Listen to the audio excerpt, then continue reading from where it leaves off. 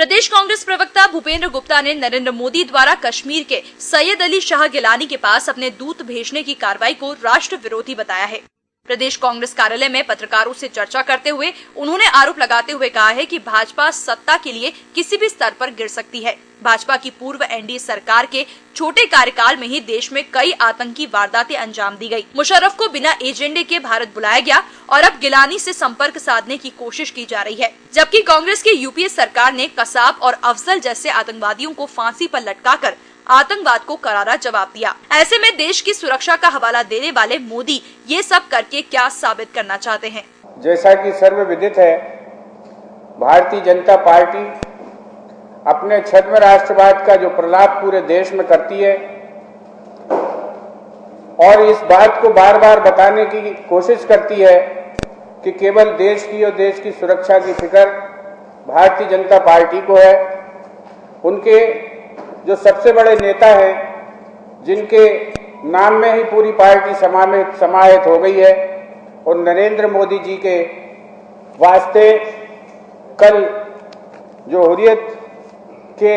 अलगाववादी कश्मीर के नेता हैं सैयद अली शाह गिलानी,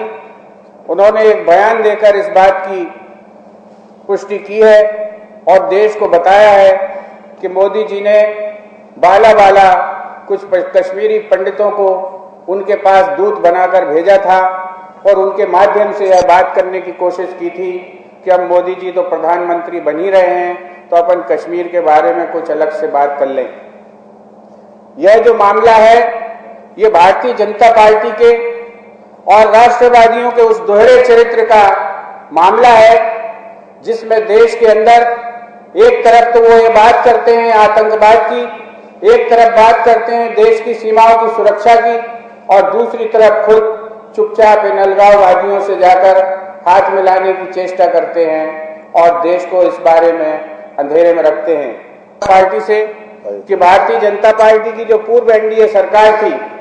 ये हमेशा से इसका चरित्र इसी तरह का रहा है। उसने अपने 5.5 साल 6 साल के छोटे से कार्यकाल में ही न केवल आतंकवादियों के साथ नरमी बरती, बल्कि वो आतंकवादियों को ससम्मान कांधार तक उनके विदेश मंत्री छोड़कर आए थे। ये भाजपा की एनडीए सरकार ही थी जिसने अपहरण करने वाले विमान को उसका ईंधन खत्म हो जाने के बावजूद उस विमान को चंडीगढ़ एयरपोर्ट पर कैप्चर करने की बजाय ईंधन देकर उसको उड़ने की अनुमति दी थी, जिस बड़ी भूल के कारण अटल बिहारी वाजपेयी की इस देश को आतंकवादियों की छोड़ने की कीमत चुकानी पड़ी। EMS टीवी के लिए कैमरा पर्सन डैनी के साथ नेहा यादव की रिपोर्ट।